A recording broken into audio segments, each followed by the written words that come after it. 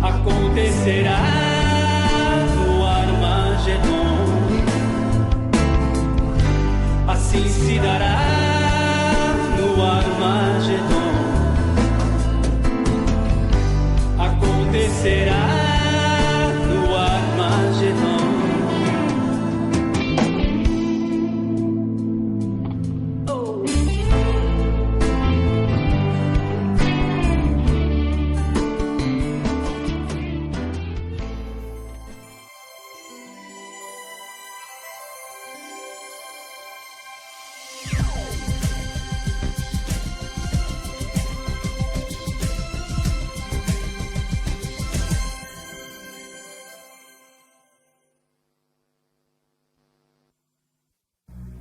Profecia bíblica, a predição de acontecimentos futuros. Mistério, uma visão obscura, como uma neblina. Mas na névoa também é possível observar uma luz do outro lado. Tu, ó rei, estavas olhando e viste uma grande estátua. A estátua, que era grande, cujo esplendor era excelente, estava em pé diante de ti. A sua aparência era terrível, o peito e os braços de prata, o ventre e os quadris de bronze, pernas de ferro.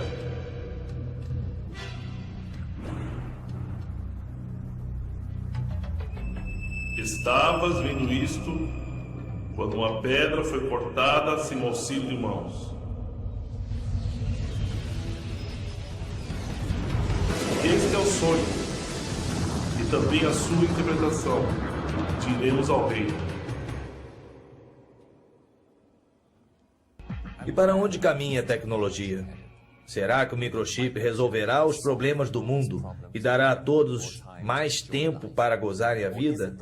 Ou estará abrindo caminho para os olhos sempre vigilantes do Big Brother?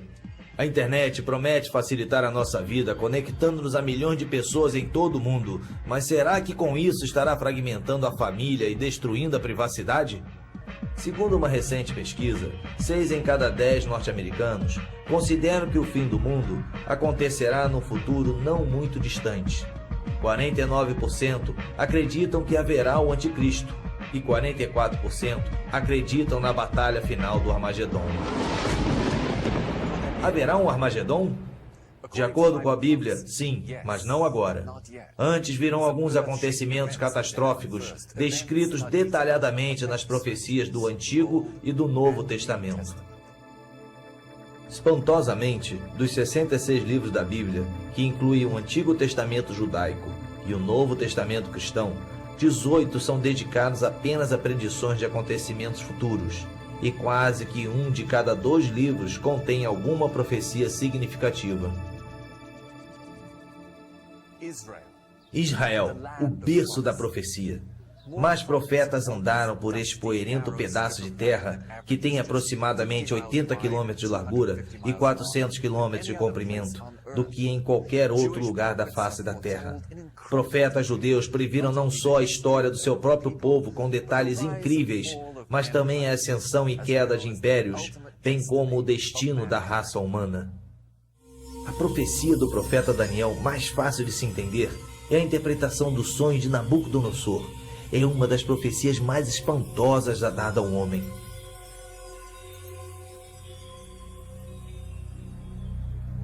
O rei sonhou com uma grande imagem cuja cabeça era de ouro, o peito e os braços de prata, o ventre e os quadris de bronze, as pernas de ferro, os pés eram parte de ferro e parte de barro.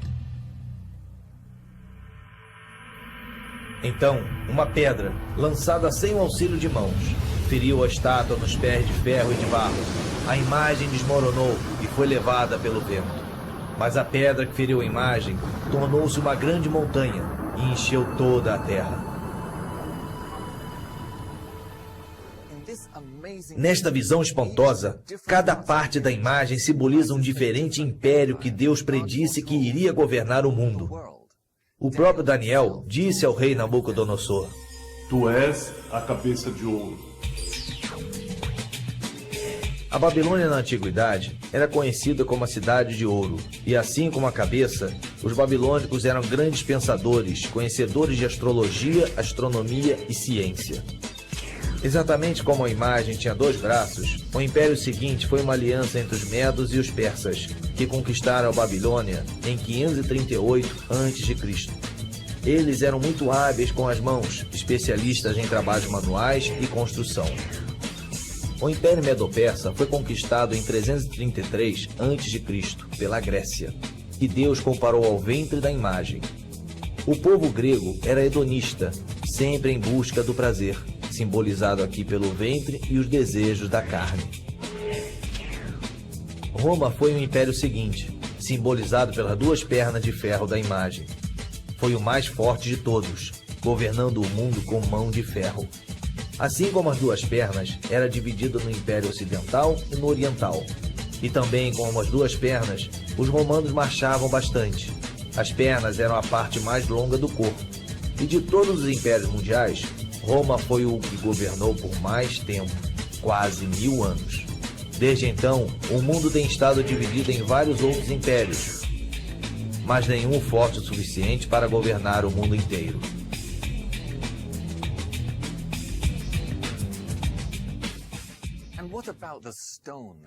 O que significa a pedra lançada sem o auxílio de mãos, que fere a imagem nos dedos e a estraçalha? As profecias de Daniel podem parecer um pouco complicadas, mas é significativo o fato de conseguirmos entender estes mistérios, porque Deus disse a Daniel: Tu, porém, Daniel, encerra as palavras e sela o livro, até o tempo do fim. Muitos o esquadrinharão e o conhecimento se multiplicará. Porque essas palavras estão encerradas e seladas até o tempo do fim. But the book of Daniel today is a little bit more clear.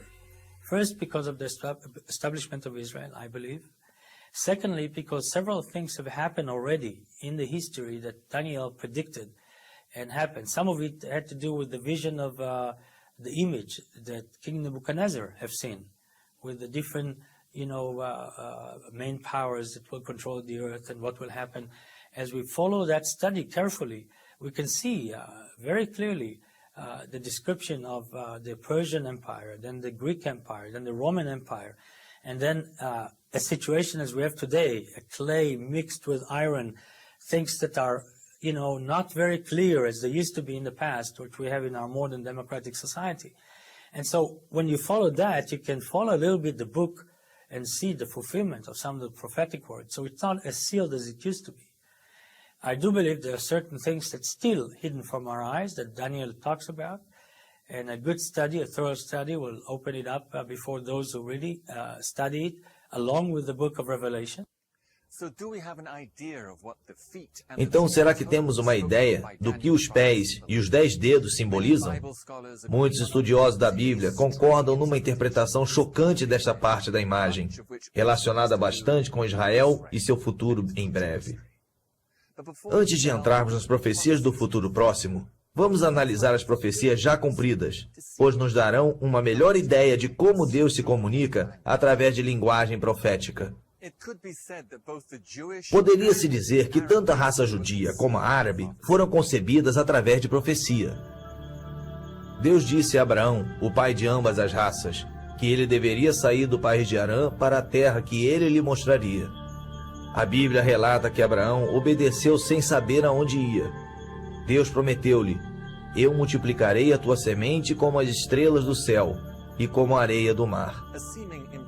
Uma aparente impossibilidade, pois não só sua esposa Sara era estéril, mas ela já tinha 90 anos de idade. Sendo assim, o primeiro filho de Abraão, Ismael, nasceu de uma mulher egípcia chamada Agar, serva de Sara. Ismael se tornou o pai das 12 nações árabes, que hoje estão espalhadas pela Ásia e África. No versículo 20 do capítulo 17 do Gênesis, Deus fala sobre Ismael. Eu o multiplicarei extraordinariamente. Gerará 12 príncipes e dele farei uma grande nação. A minha aliança, porém, estabelecerei com Isaque, que Sara te dará neste tempo, daqui a 1 ano. No ano seguinte, aos 91 anos de idade, Sara deu à luz a Isaque, que se tornaria o pai de Jacó, cujos 12 filhos seriam os patriarcas das 12 tribos judaicas.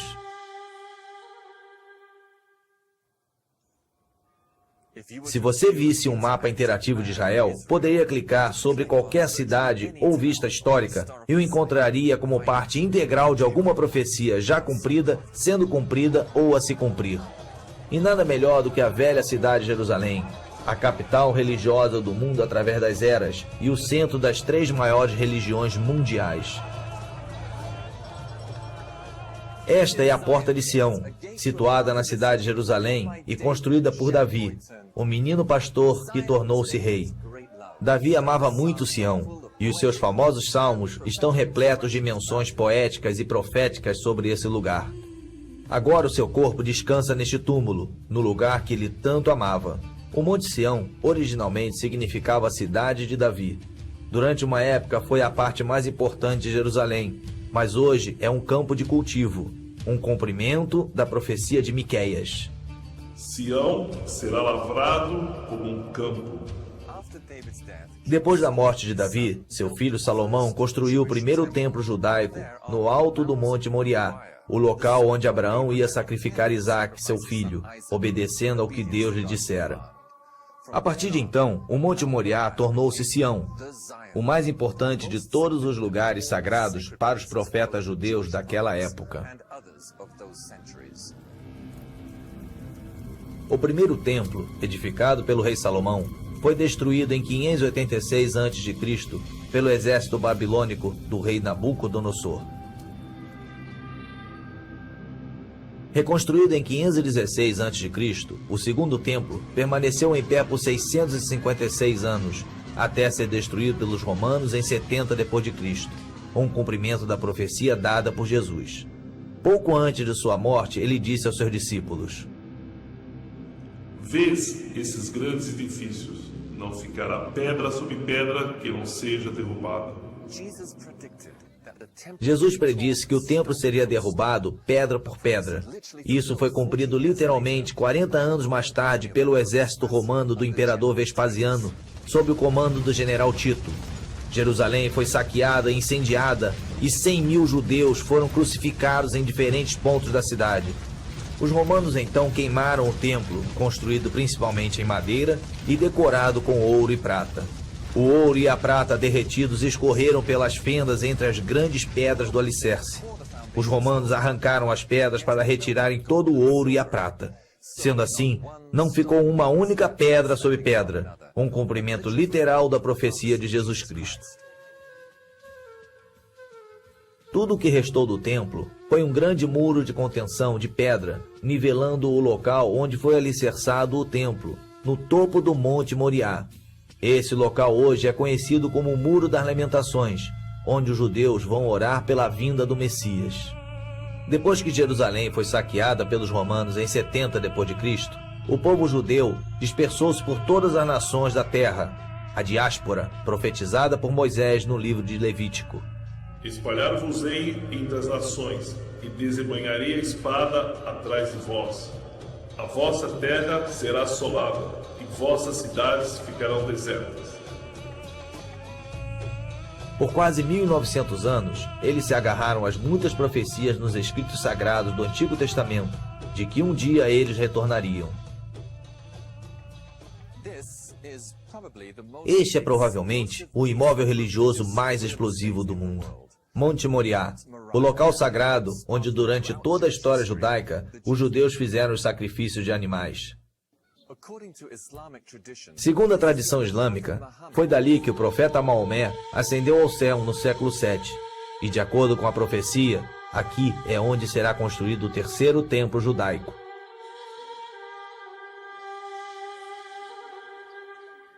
Esta é a mesquita de Omar e o lugar de adoração mais santo do islamismo, construída em 600 d.C. É também chamado de Cúpula da Rocha, porque ali dentro encontra-se a pedra sobre a qual Abraão ia sacrificar seu filho Isaque.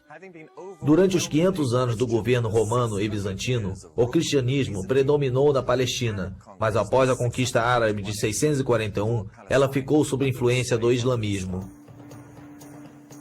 No ano de 1099, as cruzadas tomaram Jerusalém e estabeleceram um reino feudal que durou até 1291, quando os europeus foram então expulsos pelos egípcios. Em 1516, a Palestina passou a fazer parte do Império Otomano por 400 anos, até ser dominada pelos britânicos no final da Primeira Guerra Mundial, em 1918. Segundo uma profecia muçulmana, Jerusalém seria conquistada por um profeta de Deus e tomada pacificamente. Então, quando o general Allenby, chefe das forças britânicas, e seu exército cercaram Jerusalém, o povo, ao ouvir seu nome, rendeu-se, sem resistirem, porque Allenby, em árabe, significa profeta de Deus. Precisamente aqui, nesta porta da cidade de Davi, Allenby declarou a vitória em nome das forças britânicas e aliadas. Os britânicos governaram e influenciaram bastante a Palestina por 30 anos, de 1918 a 1948. Construíram muitas igrejas cristãs e restauraram locais de descobertas arqueológicas. Sem saberem, eles ajudaram a cumprir outra profecia.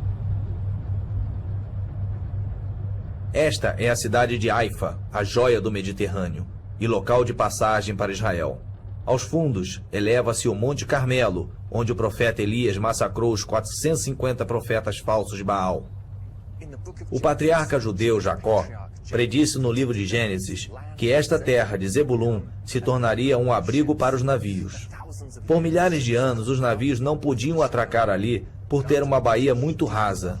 Mas depois que os britânicos aprofundaram o porto em 1930, Haifa tornou-se o maior porto de Israel. No dia 14 de maio de 1948, Israel voltou a ser uma nação, o cumprimento de numerosas profecias do Antigo Testamento, uma das quais diz: levantará o estandarte para as nações, ajuntará os desenterrados de Israel e os dispersos de Judá, recolherá desde os quatro confins da terra. A formação do Estado de Israel é muito significativa tanto para os judeus como para os cristãos. One major sign that I personally believe that is an indicator to the fact that we are, whether the threshold or already at the beginning of the end time, is the establishment of the modern state of Israel. Here is a phenomena that have been predicted in the Word hundreds of times. The Old Testament is full of prophetic word about the restoration of Israel. Ao mesmo tempo que os cristãos buscam sinais indicadores da volta de Jesus, os judeus buscam sinais da vinda do Messias. Há muitos judeus ortodoxos ensinam que o mundo duraria por 6.000 anos antes do Messias vir, e com ele a raça humana passaria por um período de 1.000 anos de paz, já que Deus criou o mundo em 6 dias, de acordo com Gênesis 1:31, e descansou no 7º dia, de acordo com Gênesis 2:2. Eles interpretam que a história mundial atingiria o seu clímax dentro desse parâmetro também. The first 2,000 is until Abraham. When Abraham was 52 years old, was the first 2,000. Then he had a covenant with God that will be his God and will give him the land. The second 2,000, the middle 2,000, was from between 2 to 4, is the 2,000 where the prophecies are being written. The Bible and all, the entire Bible. The last 2,000 is from the destruction of the second temple. It comes, by the way, by the dot to the year. Another time we have to explain that. So the last 2,000 is the 2,000 of the era of Mashiach. Eles citam o Salmo 94, que diz: porque 1000 anos ao teu lado são como ontem quando passam. Da mesma maneira, o cristão considera a segunda epístola de Pedro, capítulo 3, versículo 8, que diz: há todavia uma coisa, amados, que não deveis esquecer, que para o Senhor um dia é como 1000 anos, e 1000 anos é como um dia. Creation, 6th day of creation. The seventh day is the last 1,000, is the day of God's kingdom is totally revealed in the world. A reconstrução do Templo de Salomão, no monte, é de tal importância para os judeus que há séculos eles oram por isso e encerram toda a cerimônia de casamento quebrando um copo para lembrar os convidados da destruição do templo. A construção do terceiro templo está muito além da fase de planejamento. Aqui, no meio de uma rotatória construída pela Prefeitura de Jerusalém, não muito longe do portão de Damasco, da velha cidade, é onde muitos consideram ser o local para a pedra angular do novo templo. The Bible tells us, "And you shall make for me a sanctuary that I will dwell among you." So that's really the comprehensive commandments regarding the construction of the temple. And then there are many other commandments as well. The commandments really can be fulfilled today in a number of ways, kind of in absentia, or maybe kind of in a piecemeal fashion, in view of the impediments towards actually building the temple until such time as is more fitting. So the main way that the Institute is going about the fulfillment of the commandment and occupying itself with the goal of trying to do really as much as possible in our time towards the temple is by creating the vessels. So the vessels that are being created today are not just models or replicas, but are actually made in accordance to the biblical requirements and therefore are really ready to be used according to biblical law and can be used in the new temple. There is plans, sure there is plan. As a matter of fact, there is places in Jerusalem that they're already building the vessels, and they're learning, like in yeshivas, like here in Mount Zion we have a yeshiva, we have a university for Jewish studies. They learn all the different laws as to do with the sacrifices and all the different laws as to do with the temple. And they're preparing themselves, if they're priests, they come from the tribe of Levites, so then they prepare themselves to be ready, and all this come to unfold, who will be ready to serve God in the temple. We believe that this is the destiny of the Jewish people and that we are commanded to be occupied with the building of the temple, just as we are commanded to sanctify God's name in every other way. So no, we're not really waiting for the Messiah. We don't feel that his arrival is a prerequisite for the building of the temple. Contudo, a reconstrução é inviável, porque para isso a mesquita de Omar teria que ser demolida, e isso daria início a uma guerra santa entre judeus e árabes. Aí entra o anticristo, uma personalidade política brilhante e carismática predita na Bíblia, que resgata o mundo de um quase colapso devido a problemas sociais e econômicos que ainda estão por ocorrer. Este gênio diplomático realiza o inacreditável. Ele consegue a proeza de trazer paz ao mundo e, de acordo com as profecias bíblicas, passa a ser adorado pelo mundo todo. Agora, voltando à interpretação do sonho de Nabucodonosor, Daniel mencionou os principais reinos e impérios do mundo, começando com a Babilônia, o império de Nabucodonosor. Uma última parte dessa imagem, que representa a história do mundo, ainda permanece. Como os dedos dos pés eram parte de ferro e parte de barro. Assim, por uma parte o reino será forte e por outra será frágil. Sem rei, não existe reino. Neste caso, a profecia refere-se ao anticristo. Daniel, mais tarde, explica que os 10 dedos simbolizam 10 reis que juram lealdade e apoio ao anticristo por um tempo. O ferro representa os governos duros e ditatoriais, e o barro, os mais democráticos e maleáveis. E assim como o ferro e o barro não se misturam, estas duas ideologias são governos opostos. O que mais nos diz a Bíblia sobre esta pessoa tão poderosa? Ele virá caladamente e tomará o reino com lisonjas.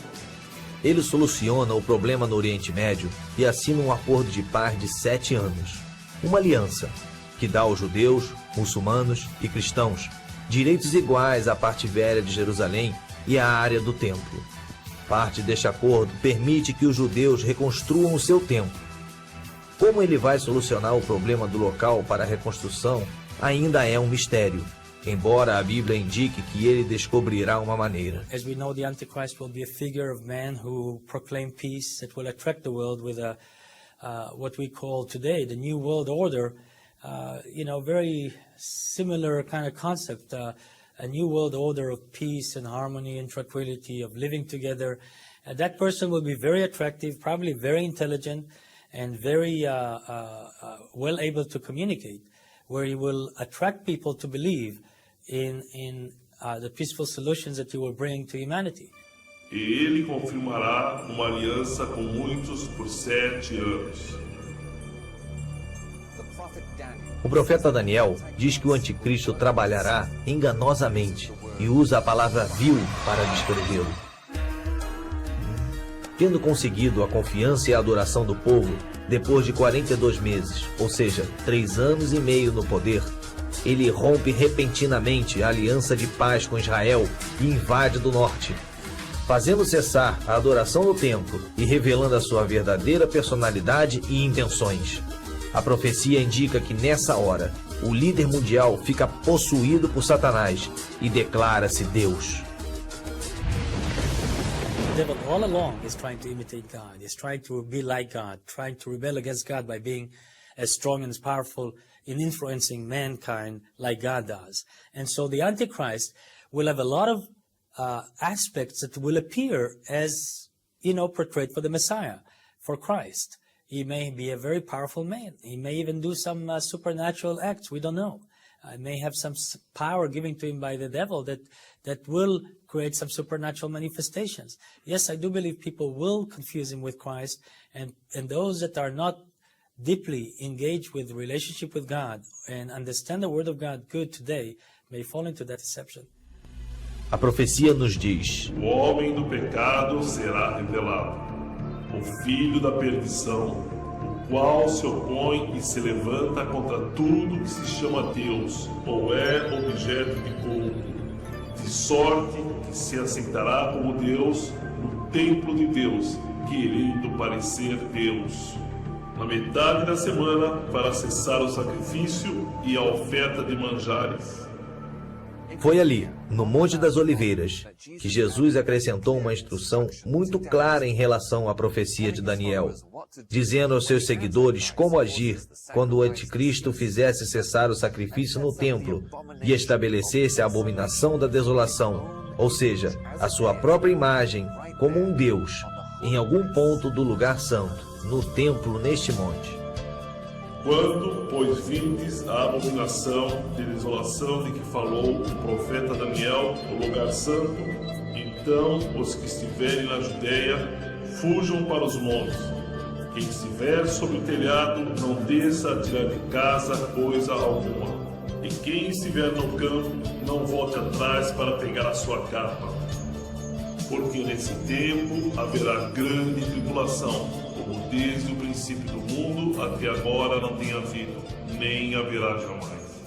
Esta abominação da desolação, descrita pelo profeta Daniel e Jesus, é também chamada de imagem da besta, no livro do Apocalipse. Com base no que a profecia descreve, poderia ser uma máquina computadorizada, que pode falar e mandar matar qualquer pessoa, em qualquer lugar que se recuse a adorá-la. Este rei fará conforme a sua vontade, e se levantará e se engrandecerá sobre todo Deus, e falará coisas espantosas contra o Deus dos deuses. Não terá respeito aos deuses de seus pais, nem ao desejo de mulheres, nem a qualquer Deus, porque sobre tudo se engrandecerá. Aí é que o anticristo insiste em que todos recebam a marca da besta. Talvez um chip implantado na testa, ou um número de identificação na mão, que lhe permitiria comprar ou vender, e sem o qual não se poderia fazer nenhuma transação comercial.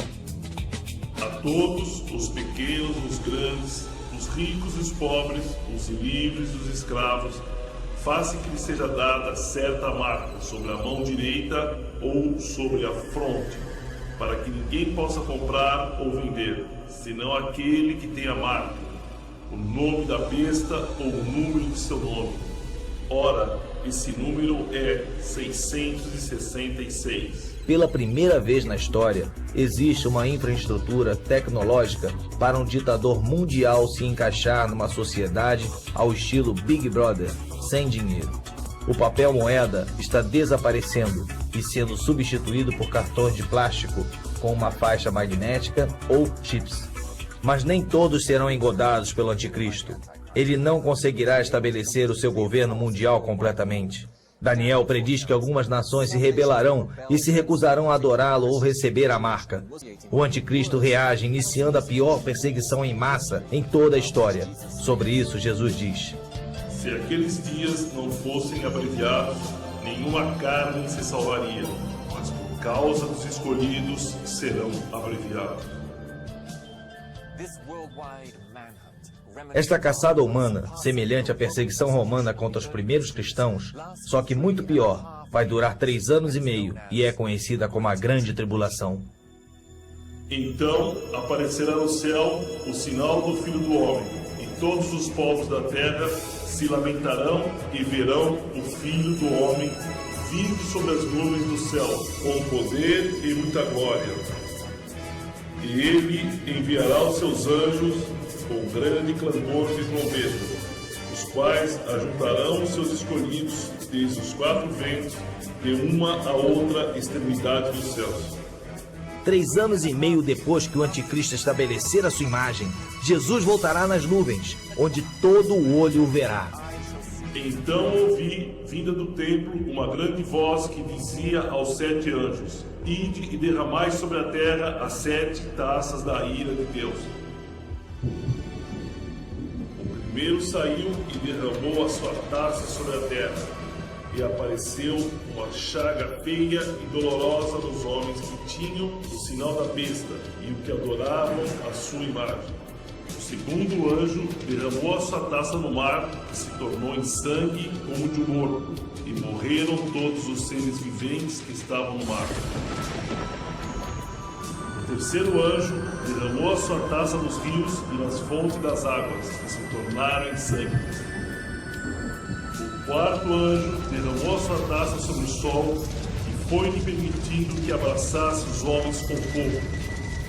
Os homens foram abrasados com grande calor, blasfemaram contra o nome de Deus, que tem poder sobre essas pragas, mas não se arrependeram para lhe darem a glória. O quinto anjo derramou a sua taça sobre o trono da besta e o seu reino se fez tenebroso. Os homens mordiam as suas línguas de dor, e por causa das suas dores e das suas chagas, blasfemaram contra o Deus do céu, e não se arrependeram das suas obras. O sexto anjo derramou a sua taça sobre o grande rio Eufrates, e a sua água secou-se, para que se preparasse o caminho dos reis do Oriente. Então os ajuntaram no lugar que em hebraico se chama Armagedon.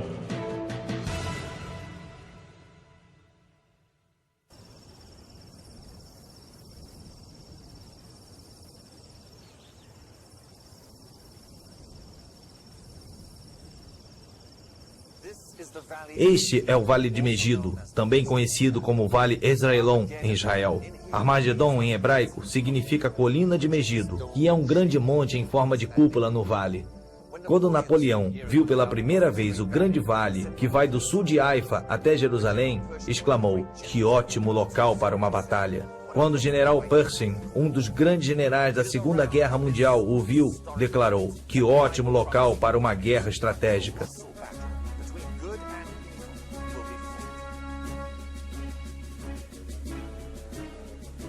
É ao redor deste monte histórico que a profecia bíblica indica que será travada uma batalha colossal entre o bem e o mal. Os exércitos do Senhor no céu preparam-se para a batalha. Enquanto o anticristo está envolvido na batalha, Jesus e os seus filhos ressuscitados surgem com uma invasão celestial. O anticristo vira suas armas contra o exército celeste e inicia uma batalha como nunca houve na terra, a Batalha de Armagedon.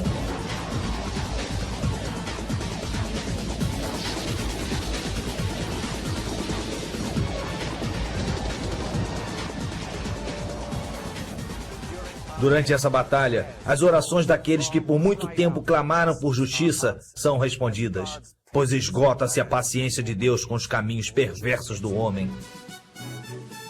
Já se ouve a gritaria da multidão sobre os montes, semelhante a de um grande povo. A voz do rebuliço de reinos e de nações já congregados.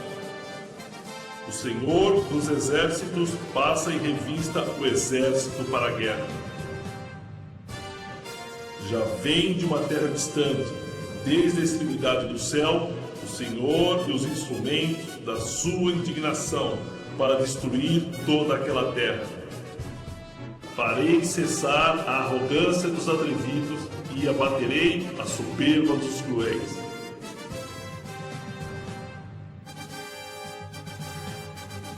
Estavas vendo isto quando uma pedra foi cortada sem o auxílio de mãos, a qual feriu a estátua nos pés de ferro e de barro e os esmiuçou. Jesus muitas vezes é chamado de pedra angular, o início de um novo alicerce no templo, um alicerce espiritual. Exatamente quando a pedra lançada do nada acerta a imagem em Daniel 2, Jesus, o Filho de Deus, vem do céu para pôr um fim ao reino do Anticristo. Segundo Daniel, a batalha de Armagedon dura 45 dias. O Anticristo é jogado vivo num lago de fogo e seus seguidores malignos são massacrados. A carnificina será tal que o profeta Ezequiel diz que só em Israel levará 7 meses para enterrarem todos os mortos e 7 anos para limparem o metal torcido e os armamentos destruídos. A batalha já vencida, Jesus mais uma vez pisa na terra, aqui no Monte das Oliveiras. Naquele dia estarão os seus pés sobre o Monte das Oliveiras, que está defronte de Jerusalém para o Oriente. O Monte das Oliveiras será fendido pelo meio, para o Oriente e para o Ocidente, e haverá um vale muito grande. Metade do monte se apartará para o norte e a outra metade para o sul. E o Senhor será o rei sobre toda a terra. Os sismólogos informam que o Monte das Oliveiras está situado sobre uma falha geológica e que existe uma rachadura que corta o monte ao alto, de norte a sul. When we look at Mount of Olives, which is not far away from where we're sitting right now, we can see that the literal fulfillment of this verse can very easily happen. One thing we do know is that Christ will come physically. His appearance is very important because it says the eyes of men will behold him. There's also going to be a supernatural manifestations all over. The whole earth at one minute will see him. And so there would be some kind of a supernatural phenomena from the heavenlies that will attract the entire attention of the earth. It has to be. And then those who will live around here, specifically this verse is for them, they probably will see some manifestations on the Mount of Olives and Christ that are different than if I look today at Mount of Olives and see the mountain sitting there in its tranquility and, peaceful fashion. I'm sure it will be different then. There will be a lot of commotion. There will be a lot of supernatural manifestations that God will reveal himself through Christ, and Christ himself will come and will land, I believe, right on the Mount of Olives. And then, of course, we have there a large graveyard right now of many people, even David's tomb and others that believe that because Christ or the Messiah, the Jewish people, even non-Christians, believe the same way, that when Christ or the Messiah will come, those will be the first to be resurrected because they are buried in Mount of Olives or close to the Mount of Olives. And so again, there will be a lot of the resurrection part. There will be the commotion of his arrival. There may be the split of the mountain. All the functions of the heavenlies, sun, moons, and stars will take different shape. And so we are expecting real dramatic moments around here. Esta é a porta dourada, por onde Jesus passou na última vez que entrou em Jerusalém, quando o povo clamou: Hosana, Hosana ao filho de Davi. E o receberam e aclamaram como um rei. Agora está todo murado, como podem ver. Dizem que um dos governantes muçulmanos de Israel lembrou-se da profecia de Maomé no Alcorão, que diz que quando Jesus voltar, ele entrará por essa porta para tomar a cidade de Jerusalém e reinar como Rei dos Reis. Temerosos com a possibilidade de Jesus tomar o seu trono, ele construiu um muro e fechou o portão para tentar impedi-lo de entrar. Fazendo isso, ele cumpriu a profecia de Ezequiel. Esse portão será fechado e não se abrirá, e nenhum homem passará por ele, porque o Senhor, o Deus de Israel, por ele passou. Portanto, será fechado. E o que pensar da última parte da profecia, no livro de Daniel, depois que a pedra derruba a imagem? Então foi juntamente esmiuçado o ferro, o barro, o bronze, a prata e o ouro, os quais se fizeram como a palha das eiras no estio, e o vento os levou, e não se achou lugar algum para eles. Mas a pedra que feriu a estátua se fez um grande monte e encheu toda a terra. Esmiuçará e consumirá todos esses reinos, e será estabelecido para sempre. Esta pedra, atingindo a imagem, significa o fim dos reinos do homem e seu governo na terra. Compare esta pedra com os versículos seguintes e a interpretação fica bem clara. Virão muitos povos e dirão: vinde, subamos ao monte do Senhor, a casa de Deus de Jacó. Ele nos ensinará o que concerne aos seus caminhos, para que andemos nas suas veredas. De Sião sairá a lei e de Jerusalém a palavra do Senhor. Finalmente o mundo será governado com equidade, verdadeira justiça, com liberdade, paz, abundância e felicidade para todos. Deixará de reinar a cruel e egoísta filosofia que dá o mundo aos mais fortes. Não haverá mais corrupção, vícios, crime, suborno ou injustiça. Jesus e seus anjos e os seus seguidores ressuscitados estabelecerão o seu justo governo com justiça de verdade para todos. Ele exercerá o seu juízo entre as nações e repreenderá a muitos povos. Estes converterão as suas espadas em arados e suas lanças em podadeiras. Não levantará espada nação contra nação, nem aprenderão mais a guerra. Já quebrou o Senhor o bastão dos ímpios e o cetro dos dominadores. Já descansa, está sossegada toda a terra. Exclamam todos com júbilo. Milênio é uma palavra que vem do latim e que significa 1000 anos. Tem sido usada por estudantes de profecia bíblica para denominar esse período incrível, essa era dourada de paz na Terra. Durante o milênio, enquanto o anticristo é jogado no lago de fogo, o diabo, que o havia possuído, é acorrentado e aprisionado no centro da terra, no abismo sem fundo.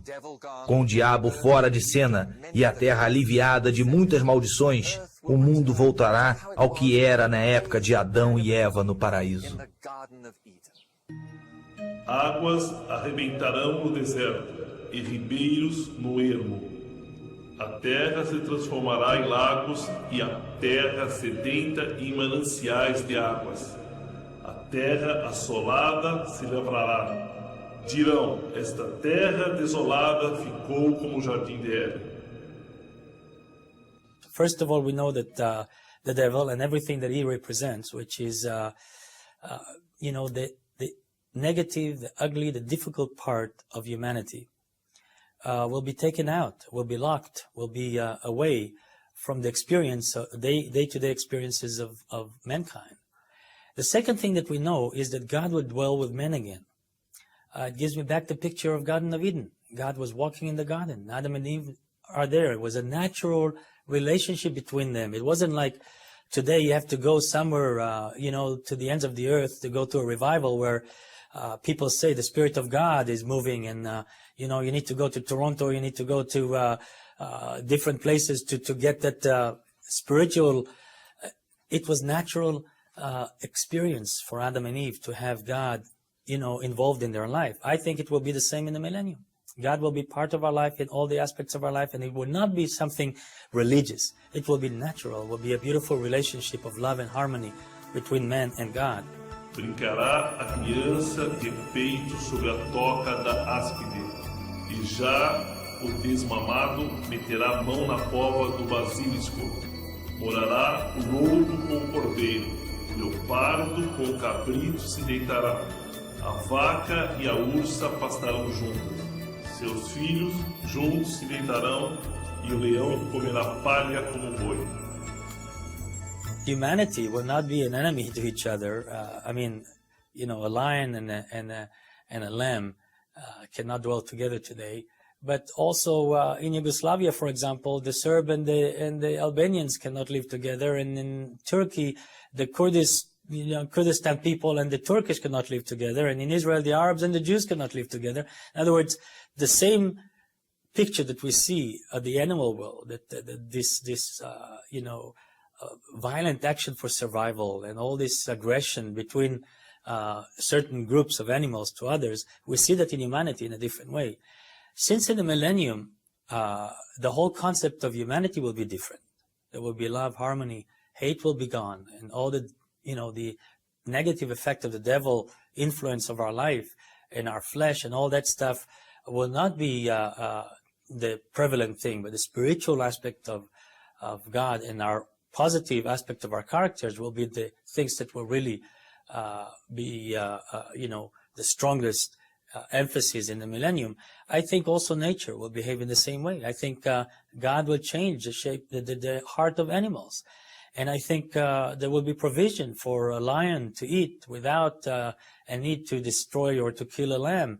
And I think also their nature will be changed because God will touch the entire creation. And in the millennium, everything will be under God and with God. And I believe also you'll see that it will affect the animals, it will affect the birds, it will affect, every creature on the face of earth for 1,000 years.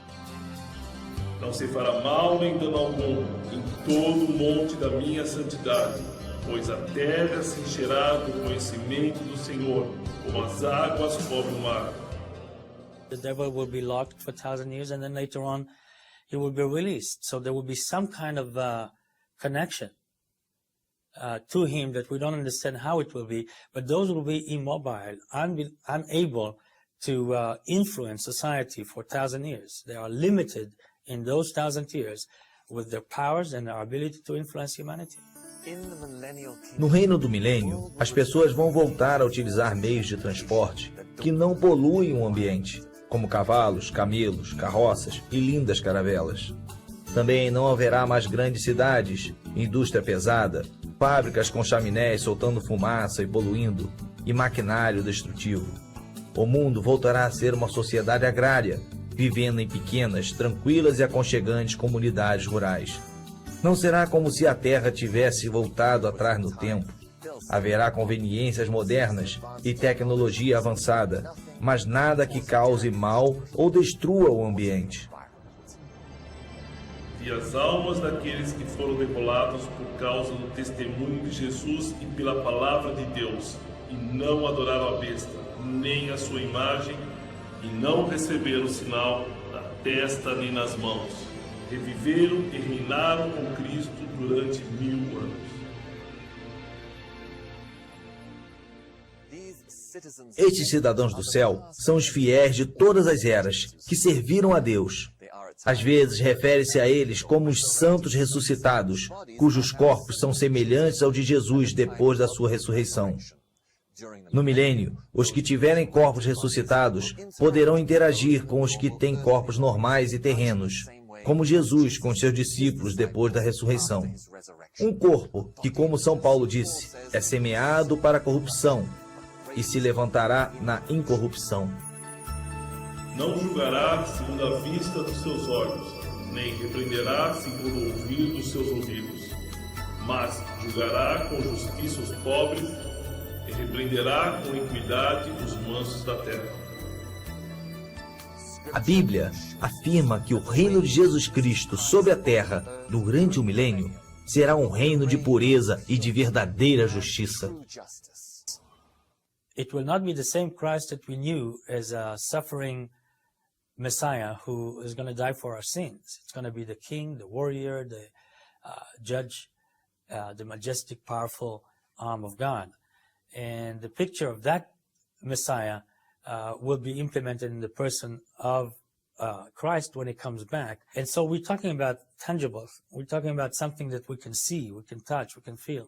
So it will be a physical presence of Christ that will be among us. And I believe that he will dwell among us in this 1,000 years. It will be our King, our Lord, and the one whom we worship and adore. As profecias que abordamos neste filme são meramente algumas das milhares de profecias cumpridas sobre os impérios, indivíduos e eventos mundiais que os profetas bíblicos previram com grande precisão. Estes mesmos profetas afirmaram repetidas vezes que Deus estabelecerá o seu reino celestial de amor, paz e justiça através dos seus seguidores ressuscitados. O reino e o domínio e a majestade dos reinos debaixo de todo o céu serão dados ao povo dos santos do Altíssimo. O seu reino será um reino eterno, e todos os domínios o servirão e lhe obedecerão. Deus tem dado ao homem a sua chance de tentar resolver os seus próprios problemas e trazer paz e felicidade ao mundo. E se Deus não interferisse nesta última hora da história, o homem provavelmente destruiria a terra completamente e se aniquilaria. Por isso, Jesus profetizou que nos últimos dias, a menos que aqueles dias fossem abreviados, nenhuma carne seria salva. Na verdade, a Bíblia diz que o mundo irá de mal a pior, mas também promete que quando o homem alcançar o seu limite, Deus interferirá e restaurará a terra a uma condição idílica, pela qual milhões continuam a orar todos os dias. Pai nosso que estás no céu, santificado seja o vosso nome. Venha a nós o vosso reino, e seja feita a vossa vontade, assim na terra como no céu.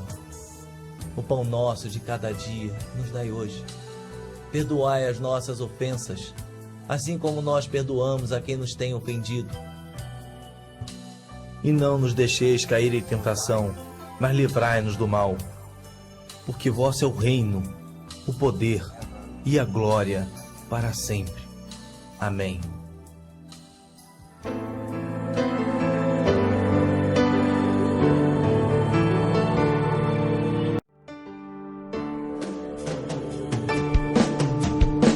Já posso ver ao meu redor, em meio ao mundo tão globalizado, irmão.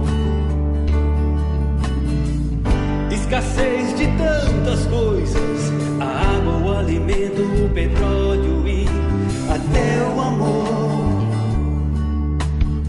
Filhos e pais se agredindo enquanto a ciência quer clonar a Deus. E a fúria da terra, irmão, não é maior que a fúria da fome, não. Furacões e terremotos, deu 6,66 na escala da tribulação. Quem dera o coração do homem pudesse mesmo sofrer um aquecimento.